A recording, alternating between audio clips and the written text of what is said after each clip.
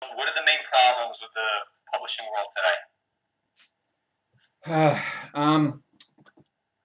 The main problem is when I was a child in the 60s, 70s, there were people who were editors who were competent. They could tell good writing from bad writing. Yes, they could. There were people that rejected great books before, and there were people who have propounded bad books. But overall, it was a much higher thing. What happened, much higher level. What happened was, as I talked about earlier with you in some earlier videos, uh, when MFA writing programs came along, it became very much like a mafia in the sense that they wanted to take power away from the publishers. They wanted to have an academics teach how to write well and impose certain strictures on things. That's why you got things. One of the first evidences of this in the middle of the 20th century, in the 40s, 50s, and 60s, was what became known as the New Yorker story formula. Uh, John Updike's, the John Cheever type stories, where you have upper crust or upper middle class people with their little neuroses, and sometimes the stories were well written, but most of the times they followed these kinds of formula. So you have editors that now, with several generations of these writing classes, have been indoctrinated into thinking that anyone can write, to thinking that Jessica had forwarded around this article about 5 lies that bad writers tell each others, and one of the advice people said, people don't want to read good writing. You have to hack it up to make a living. Well, I don't buy that I don't buy that at all. Yes, I don't think that I or Jessica, even if we were published, are necessarily going to sell 1 million or 500,000 copies of a book apiece. But I think we could sell 50 or 100,000 here or there, and you would have a good uh, career doing that. But you have incompetent editors, and they don't say no. And so what happens is you get this feedback loop. If you're a bad writer, Alex, and you're published, and I'm reading, and I'm a young kid, and I'm reading, well, Alex Sherrimet wrote this book, and his writing's no better than mine. It's as bad/good as mine. Why can't I be published? And they have a legitimate point. So then they send in. So, every generation it gets a little bit lower, because you have, let's say, on a scale of 1 to 100, if the threshold for getting published by a major house or work was, say, 80 out of 100 back in the middle of the 20th century, every few years you'd go down, okay, maybe it's 75, maybe a 70, then a 65 by the time you got to the 80s or 90s. And so you get writing that isn't terrible necessarily, but that's the minimum bar. And then after that, the bottom falls out. Anything gets out. That's why you get the Wallaces. That's why you get the Eggerses. That's why you get the Frys. That's why you get the Maya Angelou's. That's why you get a whole plenty of these writers that I've talked about before, is because the standards get lower and lower. And this whole idea, this is one of the terrible things about postmodernism, is that everything is subjective. Well, clearly that's ridiculous. And we've talked about this before. I think you just wrote something recently, an essay about that too. I read someone, I think it was you. I think I posted it on Cosmoetica. But it's it's utterly absurd to say that everything is equal, because you look qualitatively. Someone is going to use a better modifier. Someone's going to use a fresher image. Someone is going to do a better set of dialogue. I was reading. I'm going to probably. There's a young man named Tom on the group's E-list that I'm going to Skype with in a few days, and I want to give him encouragement, because he has a really good mind. You met him once. He has a really good mind. What? Tom Sevens, right? Yeah, he's got a really good mind, and he he gave me critiques, his ideas about my book, A Norwegian in the Family, and also he apparently, over a week's holiday, he read all 4 of my True Life books. And so, I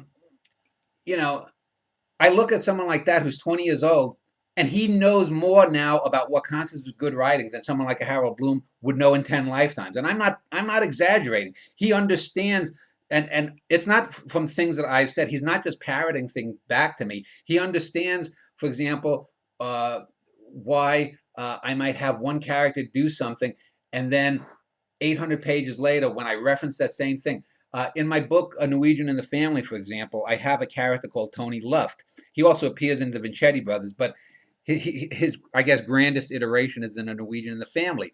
And I have a sequence where over the course of the 8 years that the book is mainly centered on, every Christmas Eve he goes into a funk. And he sits around his ratty apartment. He watches children's Christmas cartoons, and he has a childhood memory of meeting uh, uh, a former big movie star named Buster Crabbe from the 1930s and 40s. And every year he embroiders that. And Tom went into a nice dissertation, 2 or 3 paragraphs, of how that made what in the hands of any other writer would have been just a throwaway scumbag character into someone deep that you want to know why this character is this way. The use of he understood the use of repetition, not just to pad out a word count. Oh, I need to, my book, they said, needs to be 94,000 words. I had to add another 6,000 words of shit. No, he understood why that was used. And so there are no Tom Evanses in the pipelines, it doesn't seem, even in these publishing houses, which is probably a good thing, because I hope to hell that they fall on their asses. Your book is published by an e-press that's had some issues with getting stuff out there and whatnot. I won't go into it, but I hope that there is an e-press that comes along in the next 5 or 10 years that becomes the Random House of e-presses, that becomes the press that would publish a Dan Schneider or a Jessica Schneider or an Alex Sherrimet or a Tom Evans if he starts writing stuff, and that it wouldn't matter that you're unknown or I'm unknown. It wouldn't matter if at the time I'm 60 years old and have been passed over many times, but would look just at the goddamn work. I don't care whether you're black or white, male or female, Jew or Christian. I don't care whether you're gay or straight. I don't care whether you're 25 or 65 or 85. If you write something of quality, it should be out there for the masses. Raise that bar again. Just say no. Don't do this cronyism stuff. So hopefully there will be a publisher that will be the equivalent of what New Directions was in the 40s and 50s. Now, New Directions did publish a lot of shitty European and Asian writers. They didn't do all quality. They were good in that they brought other non-American stuff into America. Some of it was good. Most of it was mediocre, but their impulse was in the right direction. That's at minimum, that's what we need in the ebooks. And we need to get away from this model of having editors who don't know what they're doing, who've gone through MFA programs. Get away from agents. Just if Alex, if you had a few $1,000,000 and you started your own press, just say, listen, I want to publish this. You do the writing. What we'll do is I'll put this out there and put some marketing behind it, and we'll split 50-50. I'll market your book. You did that work, and whatever it makes.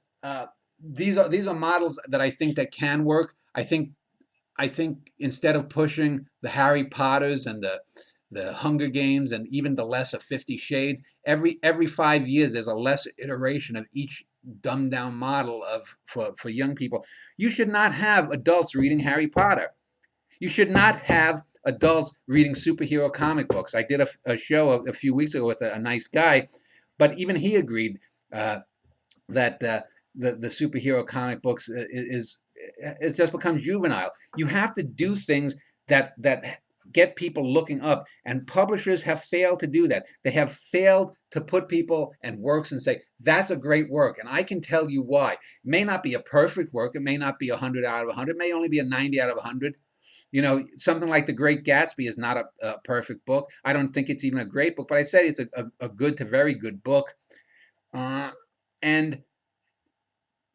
even a Gatsby is way beyond what is being put out there right now. And like I said, it's just every cycle, it's lower and lower.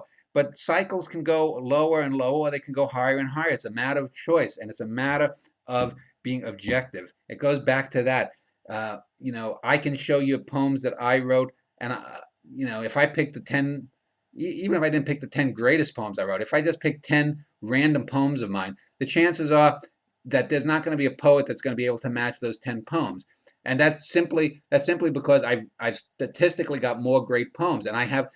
You look at the way words are put together, or if I were to put together, say that with one of my books, I'm writing this Western novel, and I'm just finishing it up, and I'm refining techniques that I used in other books that were great books, but you have to constantly change and twist.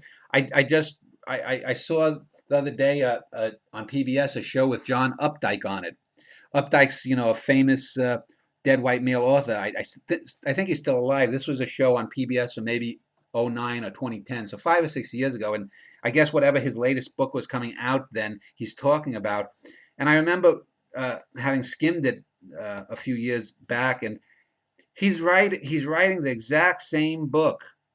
I mean, he's literally writing the exact same kind of book as he wrote in 1960s and 70s, and there's no growth. I can show you. I've written 35 books from January of 2004 till now, August of 2015. 11 and a half years. I've written 35 books. I've done that working full time, most of that time. I've done that running a website that where I put over 1,100 essays on.